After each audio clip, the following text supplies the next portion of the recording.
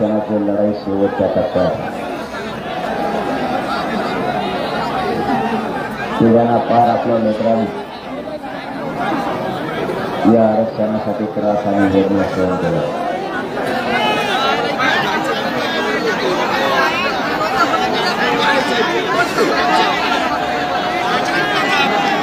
आता एक काम करू आपण जे काय खाली बसत आम्हाला दिसत नाही यांना उभारायची सवय दिसते.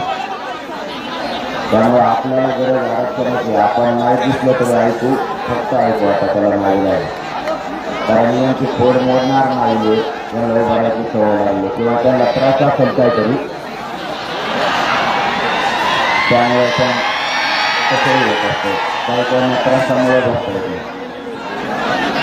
डॉक्टरकडे सांगायचे मराठी सध्या असे झाले त्यांना जर एकदा म्हणलं ना खाली बसायला खाली बसतो तर उभा राहणार इतकी टाकते ना मला त्यासाठी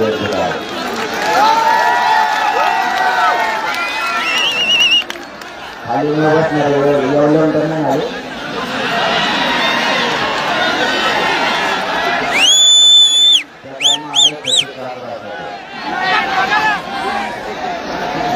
गडबड पण करता का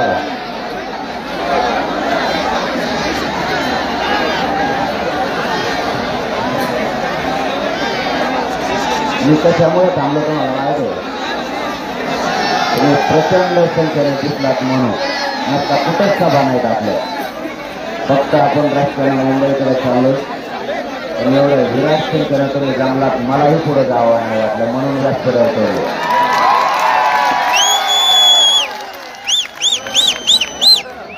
माय बापू मराठा आरक्षणाची लढाई आता अंतिम टप्प्यात. आपल्याला ही लढाई जिंकायची.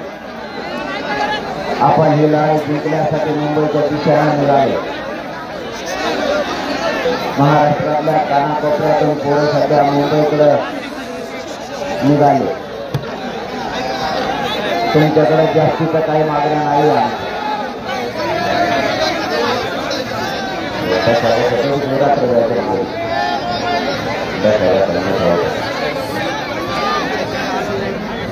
तुम्ही बस स्वतः त्यांनी जाऊ. आता दुसरा पर्याय नाही. तुम्ही आरडावर करणार आतापर्यंत कुठपर्यंत काय करणार नाही.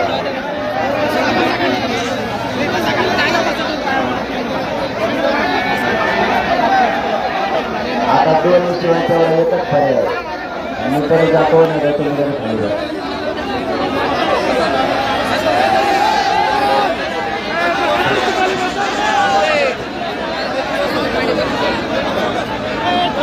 आता नक्की 5 वाजता जाईल.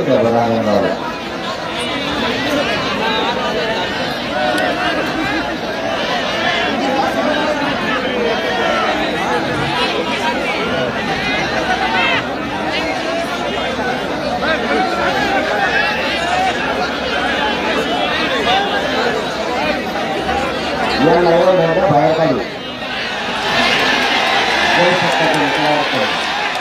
कारण बाकीचे सुद्धा माणसं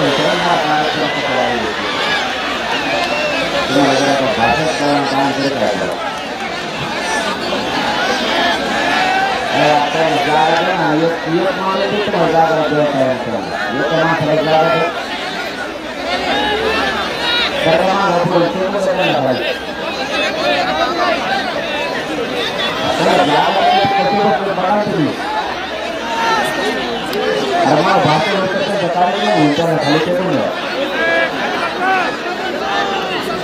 मग सगळं भाषेच्या जवळ देऊन जाईल त्याच्यामध्ये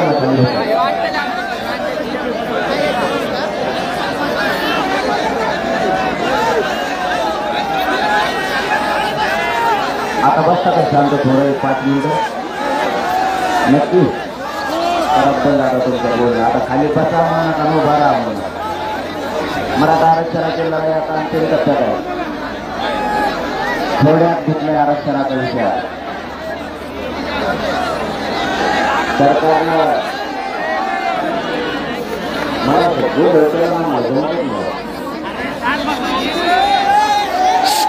शांत बसा ना. खरं सांगा आरक्षण आहे तुम्हाला आहे का नाही वाटलं पोरायचं तुमच्या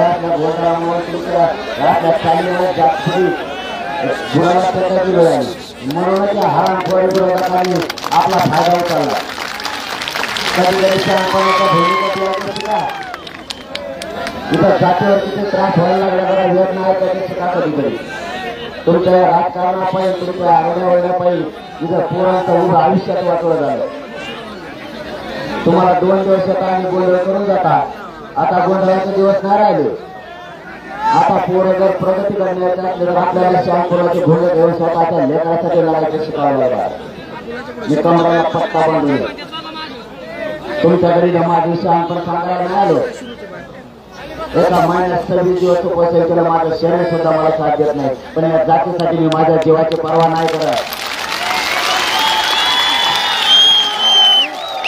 या जातीतले लेकरं मोठे व्हावेत माझं कुटुंब सुद्धा मी बाजूला सारलं आजकालच्या दुनियेत अगोदर कुटुंब आणि नंतर जनता असं बोललं जातं लोकांचा नंतर बघू अगोदर माझं कुटुंब मी तसं नाही करत मी माझं कुटुंब बाजूला सारलं मी आज समाजाला माझा परिवार मानलाय आणि मी शेवटच्या श्वासापर्यंत या समाजासाठी लढायचं पण उचललाय मी माझं उभं आयुष्य त्या समाजासाठी अर्पण केलं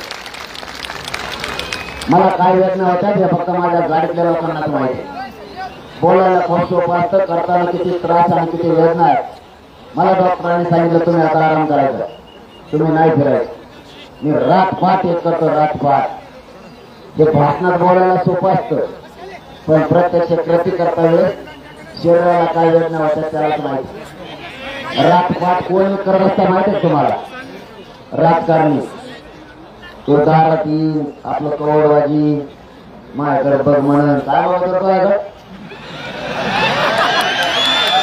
आमच्या पोरांचा पुरवठा झाला तुझ्याकडे कवड बघतो मी रातपाठ एक करून मराठा समाज जागा करतो स्वतःच्या पोरासाठी जागे व्हा 70 वर्षात जेवढे पक्ष झाले त्यातले नेते झाले त्यांना सगळ्यांना सुधारायचं काम माझ्या बापदादा मराठ्यांनी केलं इकडे कोपऱ्यातून अजिबात आवाज नाही आला पाहिजे आता 70-75 वर्षात जे जे पक्ष झाले त्या पक्षातल्या सगळ्या पक्षाच्या नेत्याला मोठं करायचं काम आपल्या बापदादाने केलं तो आपल्या जवळ काय आपल्या कधी जरी कामाला येऊन म्हणून त्याला मोठं केलं आज आपल्या लेकराला गरज लागली आरक्षणासाठी मागणी करायची ती अधिवेशनात एकही आमदार आणि मंत्री आपल्या बाजूने नाही बोलला तो 50% वर घ्या खाली घ्या त्याच्या सोयीनुसारच बोलला त्याला कोणी बोलायचं सांगितलं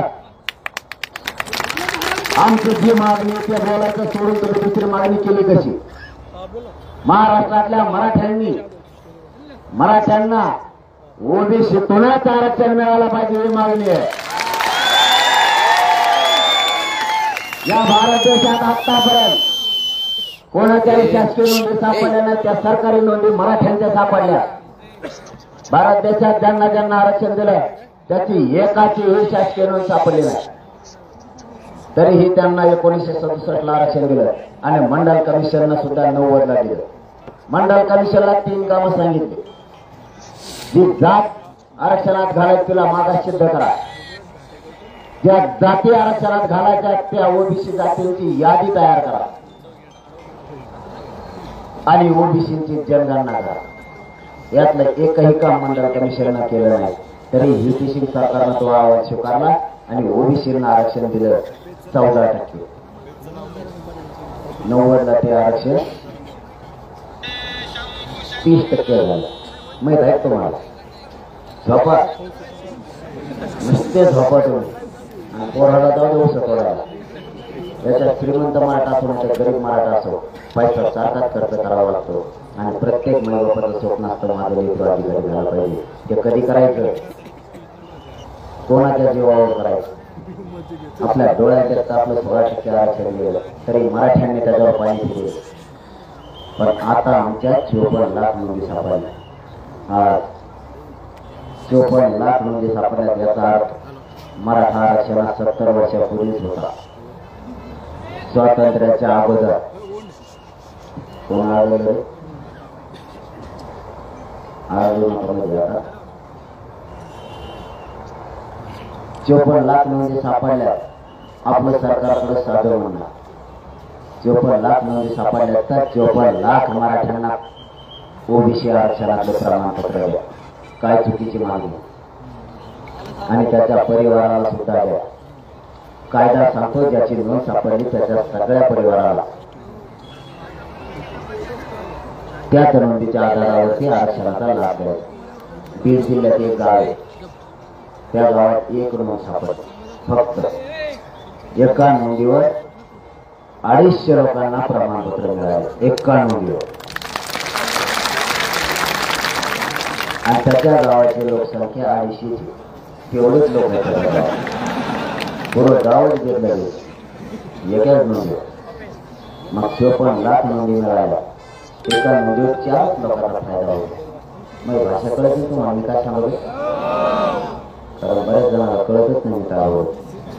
आणि त्यांना तर कळतच नाही. त्यांना जर नाही कळायला ना तर अधिकाऱ्याला मग विचारते त्याचा अर्थ काय होतो. त्याला नाही कळलं ते मला फोन लावतो. त्याचा अर्थ काय होतो मला नाही जोड तिकडे. कारण मी काय ठेका नाही घेतला. बारा तुम्हाला कळलं. 54 लाख नोंदी सापडल्या. परिवाराला 5-5 जरी दिल्या. आजच 2.5 कोटी महाराष्ट्रातला मराठा समाज आरक्षणात त्याला आज. त्याच्यात आपण आणखीन एक शब्द वापरला गणगोतातील सगळे सोय. हा पण शब्द घ्यायचा. ज्याच्या नोंदी नाही मिळाल्या त्याला त्याच नोंदीच्या आधारावरती द्यायचं. त्याचा सोय आहे. उदाहरणार्थ आता एखादी नोंद शिरूरची सापडली आणि त्याच्या सोयरीची सापडली नाही. त्याच्या एकट्याच्या नोंदीवर त्याचा इतका पसारा पांगलेला एकट्याचा ती एकट्याची नोंद सोयरीत जर जायची म्हणलं ना कोकणापासून असा येडा झाला सुरू करेल मुंबईतून पश्चिम महाराष्ट्रात दिवळी तिथून पुन्हा विदर्भात खानदेशात पुन्हा मराठवाड्यात. म्हणजे तो एकटाच सगळा महाराष्ट्र भेटतो.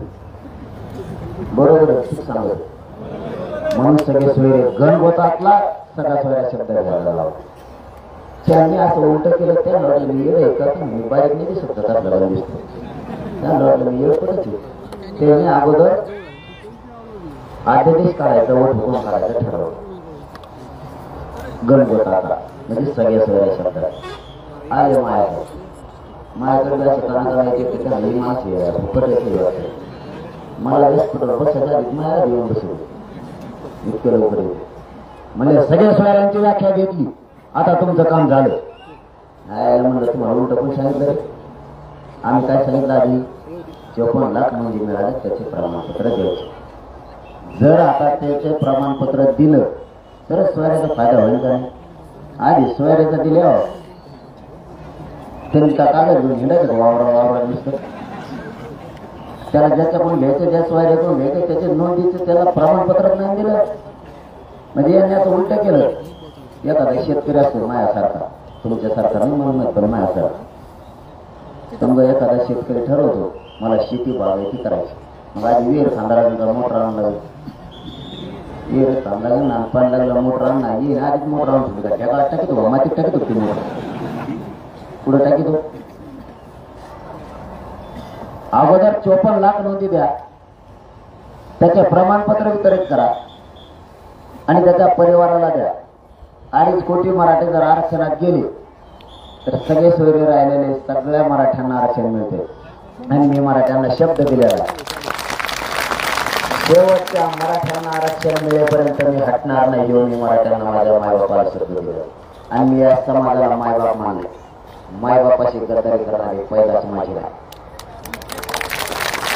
आणि सरकारचा नेमका तोच प्रॉब्लेम आहे. मी सरकारला मॅनेजर होत नाही आणि फुटत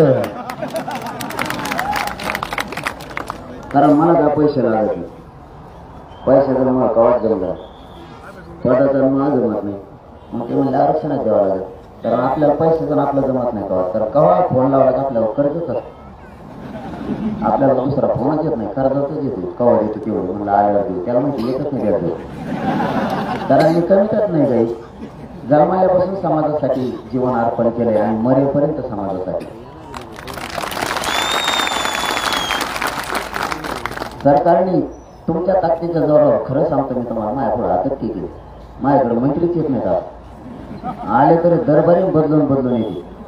तुम्ही टी व्ही बघा ना, तुम्ही तिकडे टी व्ही आहेत का बघ हा तरी म्हणा ना. आता लागायचं काम नाही राहिलं भाऊ. असे मराठी एक झाले तशी एक झाले तरी बऱ्याच जणांची पातळ झाली. त्यात मी असा नमुना लागलो यांना. माझ्याकडे बारीक नाही बदलून आणि मी कसा खत घोड्याला येतो.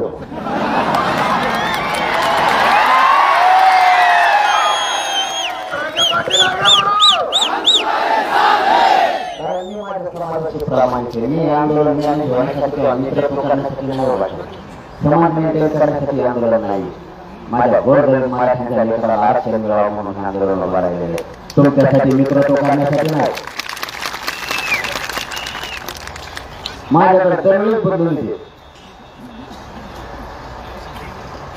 दुसरा आला की तुमचं काय ठरलं होतं मला माहिती नाही. बदलून का झालं तर 4 वेळेस आले 4 वेळेस बदलूनच आहे. आणि आपले पोटे वेगळे करायचे महाराज ते सांभाळण्यामध्ये लय कसं राहिले. मी 17 तारखेला बैठक घेतली महाराष्ट्राची. मी मला भाऊ एक पाहिजे सांगलो आपण विरोधी आंदोलन करून देऊ. नाही मला कसं नाही मुंबई चढून काय करू मग आता. बरं मग गप्प बसून आता 20 तारीख ठरली का नाही. गप्प नाही बसली. त्या सोशल मीडियावर कुणी टाकलं आणि कुणी नाही काय नाही. सगळ्या महाराष्ट्रात व्हायला गेलं.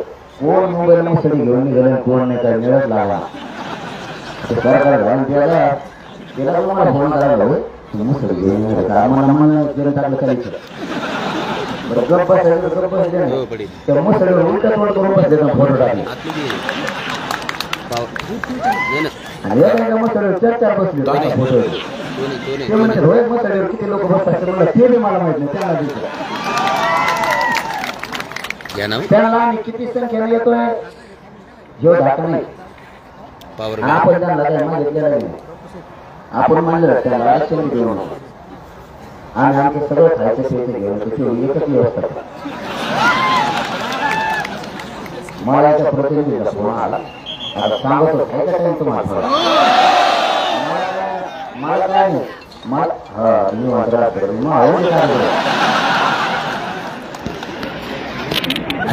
नाही. आता मी रसपाटी करतोय. मला कवा खाल्लं तरी पचवतो. मी 5 वाजता खाल्लं तरी पचवतो. माझ्या गाडीत त्याला टेन्शन आहे. ते म्हणजे याला कवा पचत खाल्लं का आपलं 10 वाजता की टोपलं सापडा सुरू करते ते भाकरी. ते रेटून खाते आधी. काय सांगत होतं मी हा कोणाचं तुमच्या पक्का द्या. तुम्ही आरक्षण झालं सोडत नाही. मला एका प्रतिनिधीचा फोन आला. मला म्हणतो तुम्ही डोंगरात मुक्काम करून टाका. आता ती वारी जाते ना आपली वारीचा मुक्काम गावात असते. आता ते थोडे लोक असतील. आता आपल्या सगळं 2-2 कोटी लोक आहेत आणि यांचा ते म्हणजे गावात करून टाकला आणि गावात जर मुक्काम टाकलो आणि हे जर पाठ बिकाळाच्याकडे बसले गावात गेलं राहिलं 10 मिनिटं गावात सुटून काढलं. म्हणलं मग डोंगरात कमून मुक्काम टाकलं थोडं जर बघायचं असलं आणि पुढे गेलं तुम्हाला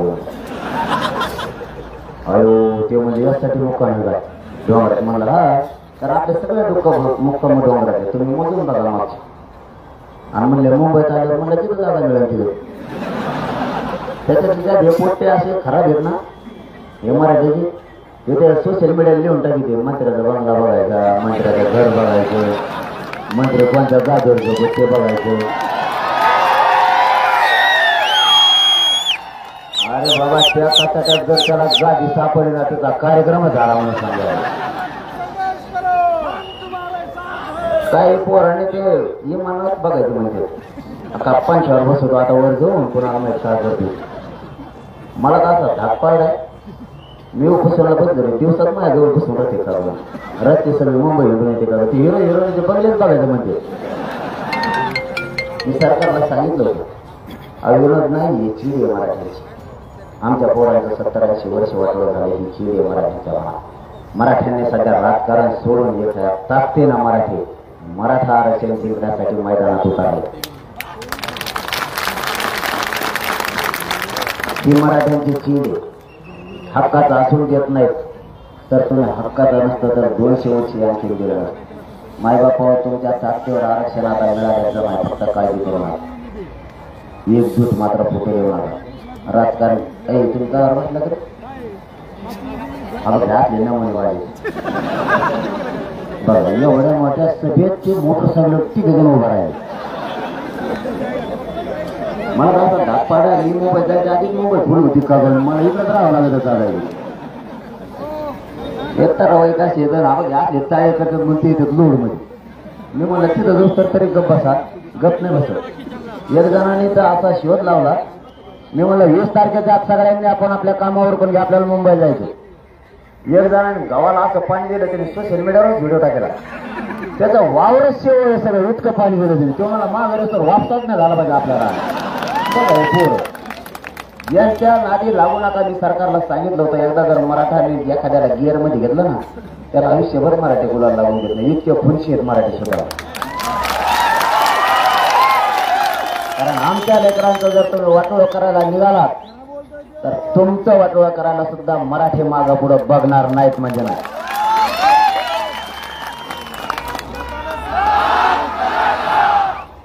आपण 70 वर्षात जे आहेत आमदार आणि मंत्री आणि जे पक्षाचे नेते मोठे केले त्यातला एकही काम आले आहे. तो इतका मोठा झाला की त्याचे पोरं परदेशात शिकायला गेले. इतका श्रीमंत झाला ते की त्याच्याकडे गाड्या घोड्या घरं बंगले सगळं आहे. आपण शेत्या करू बेजार झालो. नोकऱ्या करू बेजार झालो. नोकऱ्या करणारे पोरं शिकित आपल्या पोराला नोकरी लागा म्हणून आरक्षणामुळे त्याला मिळाला. सगळे सारखेच एकाच रेंजमध्ये आलो आपण. मग त्याला ते साहेब ज्याला मोठं केलं तुमच्याकडे असं नाही करा. मी सगळ्या महाराष्ट्रातल्या म्हणतो तुमच्याकडे असलं तर मी पेत बी नाही करा. मग असं तुम्ही मी माझ्या मराठ्याच्या जातीच्या बाजूने मला जातीपेक्षा कोणाला काही समजत नाही. मला गरज नाही.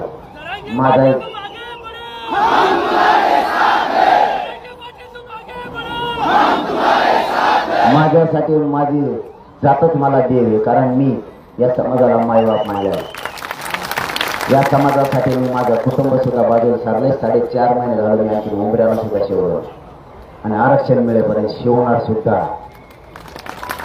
कारण मी तितका निष्ठूर सुद्धा आहे कट्टर सुद्धा. एकदा जर शब्द फेकला तर माझ्यासारखं सुद्धा. या राज्यातले जेवढे साहेब मोठे केले ते साहेब आपल्याकडे लक्ष द्यायला तयार नाही. त्याचे पोरं परदेशात शिकायला गेले. माघारी आल्यावर आपण त्याला भैया म्हणायला लागलो त्या साहेबाची पोरा.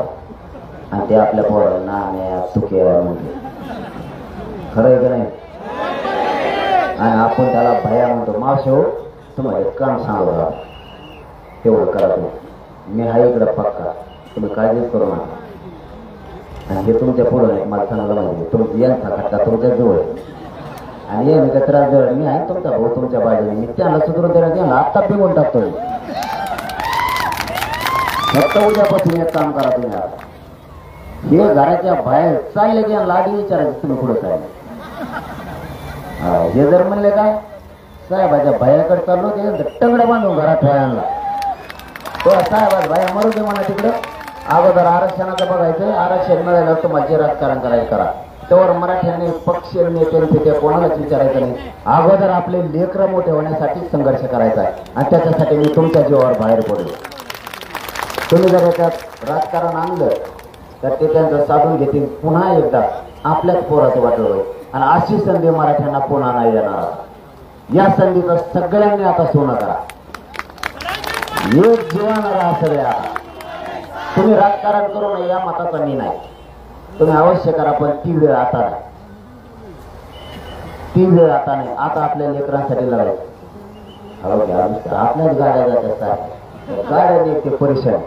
आता त्याच्या पोलावरच बसले तुमच्या लिहा कवर गाड्या म्हणतात. काय मोजित तो किती मोजित त्याला मुंडकं खाली करून लिहूस तर 4-5 निघून जायला तो काय मोजित कर त्या माग काय सुट्ट्याच्या पुढच्या टोल ना तर भले मोठे बसले.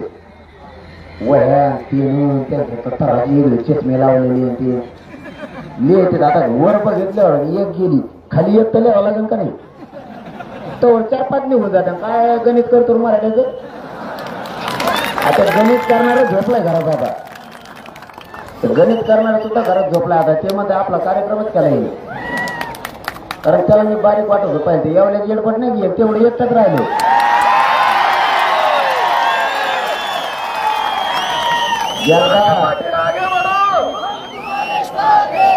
एकदा आरक्षण मिळून द्या, त्याच्यात किती मस्ती आहे ना, एकदा बघायचीच मला त्यात किती जण. त्याला हातपागा पंचगार केले, तो पिशीच घेऊन गेलो सध्या बाजाराची, आणि त्याच्यात कागद कोणत्या संपादकाकडे जातो, तुमच्या दम असला तर वाचून दाखवा त्यांना म्हणतो.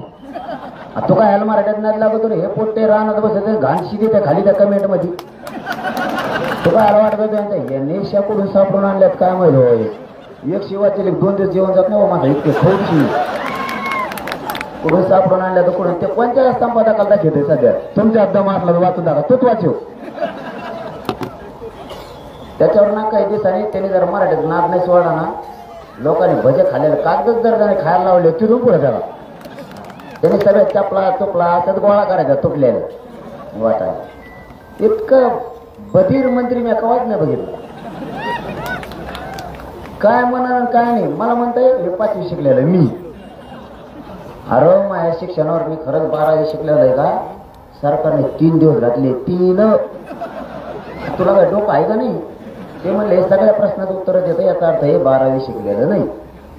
ते 3 दिवस झाले, ते मला म्हणतात 5वी शिकले. बरं मी 5वी जाऊन दे, तुला मान्य म्हणून मी 5वी शिकले, पण तू जिरविली का नाही?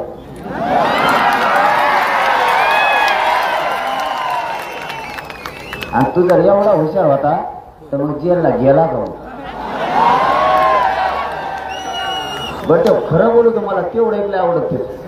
त्याला मी म्हणलं मध्ये गेला आणि बेसन खाऊन आला, बेसन भाकर. तेव्हा तो त्याला काय माहितीये मध्ये काय काय मिळतं, मध्ये बेसन भाकर कांदा मिळतो. मग काय कोणी भर जर काही युद्ध जिंकून आला एखाद्याचं गोड कांदे मिळवले, त्याचा त्यांना उलटा सुलटा कार्यक्रम केला. तुम्ही फक्त एक युद्ध पुढे जातीत जर कोणी वाटा गेला ना, त्याचा उन्हात कार्यक्रम नीट करायचा. फक्त तुम्ही एक देत राहा, मग तो कुणी असू द्या. मराठ्यांनी एक नाही आले पाहिजेत याच्यासाठी खूप जणांनी देव पाण्यात ठेवले होते. खूप जणांनी मराठे जर एकत्र आले तरी जात एवढी प्रगत होईल आणि कोणापुढे हात पसरायची यांना गरज नाही लागला. आणि तुम्हाला विनंती करून सांगतो, तुम्हाला इथून पुढच्या काळात बी कोणापुढे हात पसरायची गरज नाही. फक्त आरक्षण मिळून द्या, तुमचे लेकरं मोठे झाले, तुम्हाला कोणाच पुढे हात पसरायची गरज नाही, कोणाच्याच पुढे हात पसरायची गरज नाही. फक्त एवढं आरक्षण मिळून द्या, आयुष्यभरासाठी या लेकरांचं कल्याण होईल. त्याच्यासाठी हा संघर्ष सुरू आहे. आणि दारू पित असल्याचं तेवढी एक सोड. 2 गोष्टी जर मराठ्यांनी केल्या ना, आयुष्याच्या लेकरांना आरक्षण मिळून द्यायचं आणि व्यसनापासून लांब जायचं. जगाच्या पाठीवर प्रगत जात म्हणून मराठ्यांचीच असणार, लक्षात ठेवा. नेताना 9च्या पुढं रातची 9 वाजण्या हातात हात द्यायचंच बंद केला. हात धरला सोडितच नाही, तेल टाकलेली असती. 7-8 फोटो मयच काढित मलाच घरी गेली. एक तर आत्ता पाठीमागच्या आठवड्यात आलता माया ते त्याच्या तालातच आला. ते कसल्या पण चलत असते, त्याचा पाय असेल टप्पू चप्पल होती निभार. मला वाटलं फोटो कडे नाही जाईल माझ्या, ते कणाकणाच माया पायावर आला. त्याची चप्पल होती माझ्या पायाला असे लागले, मग अर्धा नखच उडाला. नाही त्याला लय लोटलं, पण ते लय टप्पू होतं, मला सर्कलच नाही पलीकडे. ते इतके विचित्र टाकलेले माणसं. मी एका गावात घनसंगी तालुक्यात गोदापट्ट्यात बैठका सुरू केल्या. मी 4:30 वाजता पाठ कार्यक्रम घेतला माझ्या पाठ रात पाठ फक्त या जातीचे लेकरं मोठे व्हावं म्हणून करतो, जीवाची पर्वा नाही. आणि 5 वाजता जेवलो पाठ आणि उचितच झोपलो. कुणी रगवडी कुणी अंगावरची काय मला म्हणतो फोटो काढून दे. आणि त्याने सुरू उठतर फोटो काढले, मला भेलं सुद्धा नाही वाढले. ही परिणाम फक्त व्यसनार. आपलं कुटुंबही सुखी नाही, आपले पाहुणे आपल्याला नाव ठेवायला लागले, मित्र सुद्धा आपल्यापासून लांब जायला लागले, गाव सुद्धा आपल्यापासून लांब. तुम्हाला एक मुलगा म्हणून माझी विनंती, फक्त व्यसनापासून लागला.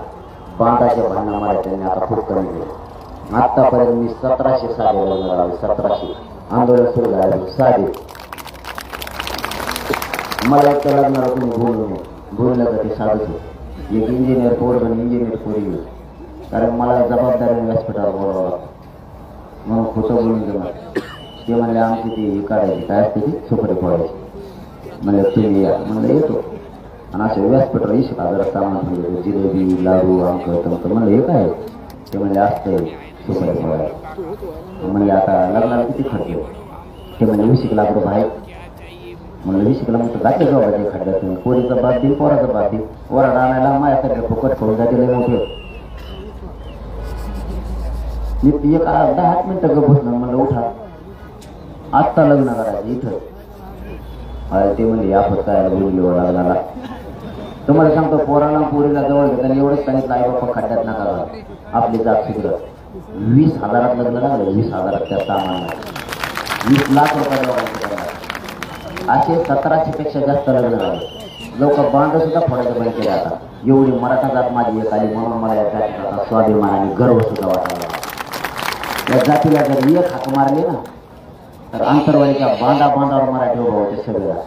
इतकी रेकॉर्ड सभा झाली की भारतात आतापर्यंत कोणाचीच झाली नसत.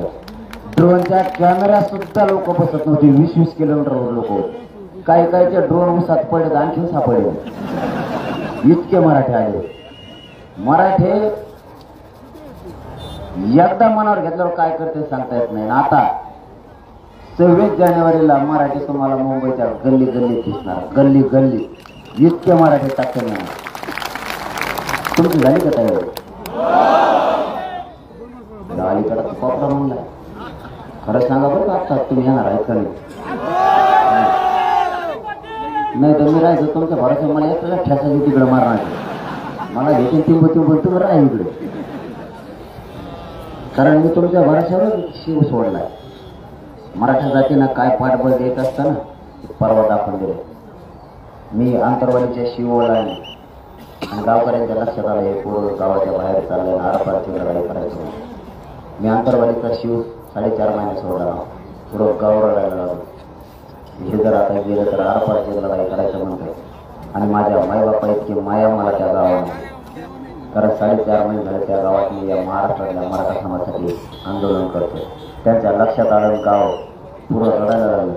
माझा सुद्धा हुंका दाखवला की आपण सुद्धा याला सोडून 600-500 किलोमीटरवर लांब चाललो. आणि ही वार्ता अर्ध्या घंट्यात गोदा पट्ट्यातल्या 123 गावात पसार. ही 123 गावं 11 तालुक्यात. अर्ध्या घंट्यात वाऱ्यासारखे पसरले. 15 लाख लोक अर्ध्या घंट्यात हाई तसे हवे झाले. पाठबळ आणि आशीर्वाद द्यायसाठी हाई तसे. पाठबळ काय द्यायचं आणि कशी साथ द्यायची हे मराठ्यांकडून शिकावं. आणि मी जसा आंतरवाडी गाव सोडलं आता शिरूर पर्यंत आलो. एकही गावाचा नाही का मराठा घरी. शिरूरने सुद्धा तेच केलं आणि इथून पुढे मुंबईपर्यंत सुद्धा तेच होणार. आशीर्वाद देण्यासाठी आसपासचे शेकडो मराठी मी ज्या रस्त्यावर जातो त्या रस्त्यावर. आणि माझी तुमच्याकडून काहीच अपेक्षा नाही. आरक्षण घेतल्याशिवाय मागे येणार नाही. मग छातीवर गोळ्या जरी झाल्याची वेळा तरी गेला. आणि मराठीच्या लेकरावर आरक्षण घेऊन गुलाल टाकल्याशिवाय हे तुमचा मुलगा 1 इंच सुद्धा मागे सरकार नाही. शब्द फक्त तुम्हाला एकच विनंती माझी. जर तिकडं पोरांना काही त्रास द्यायचा प्रयत्न केला तर इकडची खिंड तुम्हाला लढवायची. मुंबईचे खिंड आम्ही लढवतो. आतापर्यंत मी बीडच्या सभेत सांगितलं होतं. बीडला इशारा सभा घेतली आपण. त्या सभेत सांगितलं होतं की माता मावल्यांकडे काम दिलं. आम्ही सगळे मुंबईला जातो. आम्ही आरक्षण घेतल्याशिवाय मागे नाही येणार. जर पोरांना त्रास झाला तर मागची खिंड माता मावल्यांनी लढा. बीडसह महाराष्ट्रातल्या सगळ्या महिलांना त्यावेळेस आव्हान केलं की सगळ्यांनी पाठीमागची खिंड लढा. सांगण फक्त तेवढंच करा. काहीच करायची गरज. मुंबईला जाणारे मराठी नुसते तिथे जाऊन मांडी जरी घालून बसली तरी दुसऱ्या दिवशी सकाळीच मराठ्यांच्या हातात आरक्षण पडलंच म्हणून समजा. नुसत्या मांड्या घालून शांत केलं. आणि पाठीमागच्या माता मावल्यांनी जर तिथं पोराला काही त्रास दिला भला तुमचा त्यात पोरग नसल किंवा असल मला नाही माहित पण गेलेल्या पोरात तुमचंच पोरग बघा आणि त्याच्या पाठीशी उभा राहा. ते पोर आरक्षण घेतल्याशिवाय मागे नाही येणार. तुम्ही फक्त त्यांना जर त्रास दिला तर एकच काम करा, एवढ्या वेळेस आरक्षण पोरांना मिळेल. जिल्ह्यातल्या माता मावळ्या एकत्र येणार तापतील. एक माता मावळी जर रस्त्याने निघायला लागली तर पाठीमागे लाखाला तयार होणार, फक्त पुढे निघणारे पाहिजे. तुम्ही फक्त मागे एकच काम करा, तिकडं पोरा जर काही त्रास दिला, इकडे सगळ्या महिलांना उठायचं, ते पक्षाचा कोणता असो आमदाराच्या मंत्र्यात दारात जाऊन बसा. काहीच करायचं नाही, नुसतं त्याच्या दारात जाऊन चौकून बसायचं आणि त्याला दोनच शब्द विचारायचे, तू इकडे निवांत झोपला म्हणायचं, तिकडे आमचे पोरं आरक्षणासाठी गेले आणि तो एक तिथले मंत्री आमच्या लोकांना त्रास द्यायला लागले. तू फक्त त्यांना फोन करू सांग, त्रास देऊ नको आणि फक्त पायातल्या हातात घ्या, हाणू फिरू नका. ते 2 महिने दार नाही उघडायचो, बाहेर सुद्धा नाही येणार. मी असं म्हणलं नुसतं व्यासपीठाच्या खाली आलो म्हणून तर चाललोय काही मी सरकार तेच म्हणतोय, असा निवार नमुना लागला म्हणजे हे आपल्याला. कारण मी मगाशी सांगितलं तुम्हाला, मी समाजाला मायबाप मानलंय, माझं कुटुंब बाजूला सारलंय. मी या समाजाला मला कोणतंच माया कमी नाही पडू दिली आणि मी यांच्या जोरावर तिथं चाललोय. मी मरायला नाही देत, कारण या समाजाचे पोरं एकदा मला आरक्षण देऊ. क्लास 1 पासून क्लास 4 पर्यंत झालेले अधिकारी बघायचे, IPS IAS दर्जाचे अधिकारी झालेले बघायचे, कारण हे आरक्षण केंद्रापर्यंत. त्यामुळे मी व्यासपीठावर खाली उतारलो दिलच्या आणि नुसतं बसलो. माता मावल्या आल्या, ते म्हणे दादा तुम्ही जर मुंबईला आहेत माग नुसता त्रास द्या द्या, एका चपले थुतार फोडी देतो. माता मावल्या सुद्धा इतक्या ताकद आल्या, कारण महिलांना कळाले आपल्या लेकराचं हित या आरक्षणाचे आपले लेकर याच्यामुळे मोठे होणार. म्हणून आपला समाज एकवडला, आता एकवडला तर एकजूट सुख देऊ नका. जाताना तुम्हाला एवढंच सांगतो, मी तुमच्यात असं नसेल मला नाही माहिती, परंतु माझी जात खूप दिवसांनी एकत्र झाली, एकजूट फुटून देऊ नका, एवढी जबाबदारी मागं सांभाळा. मात्र मी आता मागं हटायला तयार. काही झालं तरी मी 1 इंच सुद्धा आता मागं न सरकारचं ठरवलं. मी उद्या तुमच्यात असं नसेल मला माहिती नाही, तू विचार सुद्धा मोडू देऊ नका आणि जात मात्र कधीच तिच्यात आता फूट पडून देऊ नका. एवढी जबाबदारी तुमच्या खांद्यावर राहू. कारण हे लेकरं खूप वेदना सहन केल्या, एका टक्क्यावर जर लेकरं हुकलं ना तर घरापर्यंत रडत यायला लागलं. कित्येक तरी पोरांनी आत्महत्या केल्या, कित्येक तरी पोरांचे आणि आईबापाचे स्वप्न भंग झाले की माझे लेकरं अधिकारी झाल्यावर कधी काही आम्हाला सुद्धा सावलीत बसायला मिळत, पण ते स्वप्न सुद्धा या आरक्षणानं पुढे रात्रांगोळी करून टाकली. आता हा लढा आपण जिंकत आला, आता हे शेवटच्या टप्प्यात आहे. ही लढाई जिंकायची मायबापावर. फक्त या जे पोरं तिकडं आज मुंबईकडे चालले ते तुमचे लेकर म्हणून चालले, यांच्या पाठीशी ताकदी नाही ते उभा राहा. की आता इथं जमलेले जे लोक आहेत यांनी पुणे जिल्ह्यात वार्ता पत्रा की आपल्याला शांततेत, परंतु पुढे जर तिकडे काही त्रास झाला तर मुंबईच्या गल्लीत मराठी असणारच, पण महाराष्ट्रातल्या रस्त्यावर फक्त आणि फक्त मराठीच दिसले पाहिजे या ताकदीला रस्त्यावर.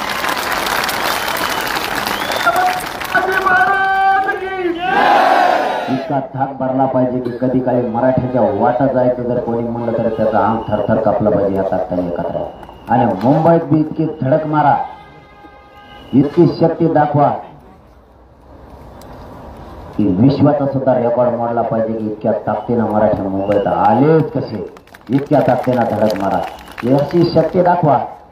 मराठ्यांची इतकी एकजूट या मुंबईमध्ये दाखवा, या अंगातलं रक्त सुद्धा असं सळसळ केलं पाहिजे आणि मराठ्यांच्या आरक्षणाचा प्रश्न 2 घंट्यात मार्गी निघाला पाहिजे या ताकदीला. या 26 तारखेला या आपल्या पुणे जिल्ह्यातल्या आणि महाराष्ट्रातल्या सगळ्या बांधवांना मी आज शिरूर नगरीतून आवाहन करतो, एकानंही घरी राहू नका. आपल्या लेकराच्या न्यायासाठी सगळे आपले कामधंदे थोडे दिवस बंद करून मुंबईकडे या. आपल्या लेकरांना एकदा आरक्षण द्यावं लागा, बस आपलं स्वप्न पूर्ण झालं. आपलं आरक्षण एकदा मिळालं की आपले लेकरं मोठे झाले आणि हे स्वप्न पूर्ण करण्यासाठी सगळ्या शक्तीनं मी तिथं चाललो की मी माझा शेवटचा प्राण सुद्धा तिथं या समाजासाठी द्यायला तयार आहे, पण आता हाताला तयार आहे. आणि माझं शरीर सुद्धा मला साथ देत नसताना मी माझ्या समाजासाठी जीवाची पर्वा नाही करत आणि तुम्हाला शब्द देतो, शेवटी सरकारनं गोळ्या जरी घातल्या तरी छातीवर दिली, पण मागं हटणार नाही, समाजाशी मरेपर्यंत गद्दारी करणार नाही शब्द देतो आणि थांबतो. धन्यवाद.